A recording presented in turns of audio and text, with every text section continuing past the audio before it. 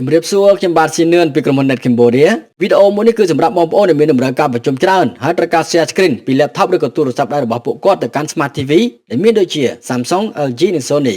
មិនលំបាកទេបងប្អូនចាប់ផ្ដើមជាមួយខ្ញុំជាមួយនឹងវិធីសាស្ត្រងាយៗចំណុចទី1គឺជាការ share screen ពី Windows laptop ទៅកាន់ Smart TV អ្វីដែលយើងត្រូវមាននោះគឺ laptop របស់យើងនិងទូរទស្សន៍ត្រូវតែ connect ទៅកាន់ Wi-Fi តែមួយហើយមួយទៀត TV របស់យើងត្រូវតែ support Miracast ដែល Smart TV ឥឡូវនេះសុទ្ធតែមាន Miracast ទាំងអស់ហើយនេះគឺជា step ដើម្បីយើងអាច connect ទៅកាន់ TV បានគឺយើងគ្រាន់តែចុច Windows K ជ្រើសរើសទូរទស្សន៍ដែលយើងចង់ share រងចាំបន្តិចតទៅមកទៀតចុច accept នៅលើទូរទស្សន៍ហើយមកបងប្អូនត្រូវជ្រើសរើសថាតើជា duplicate ឬក៏ extended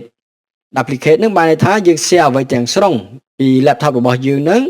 ទៅកាន់ទូរទស្សន៍ extended នឹងគឺបានន័យថាយើងអាចសម្រេចចិត្តចង់ share អ្វីដែលយើងចង់ share ទៅលើទូរទស្សន៍បានបើបងប្អូនចង់ដូរម៉ូដពី duplicate ទៅ extended បងប្អូនគ្រាន់តែចុច Windows P តទៅមកទៀតបងប្អូនអាចរើសថាតើជា extended ឬក៏ជា duplicate ហើយនេះគឺជាវិធីសាស្ត្រដើម្បី disconnect វិញចំណុចទី2គឺជាការ share screen ពី iPhone ទៅកាន់ Smart TV ហើយខាងនេះគឺជា step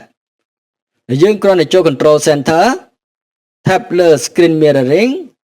ជ្រើសរើសទូរទស្សន៍ដែលយើងចង់ share ទៅ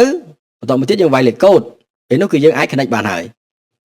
អរគុណច្រើនបងប្អូនសម្រាប់ការតាមដានប្រសិនបើបងប្អូនមានតម្រូវការ license Microsoft Dynamics 365 Business Central Power BI Office 365ឬសេវាកម្ម implementation នោះបងប្អូនអាចតាក់ទងមកខ្ញុំបានជាមួយនឹងលេខទូរស័ព្ទដូចខាងក្រោម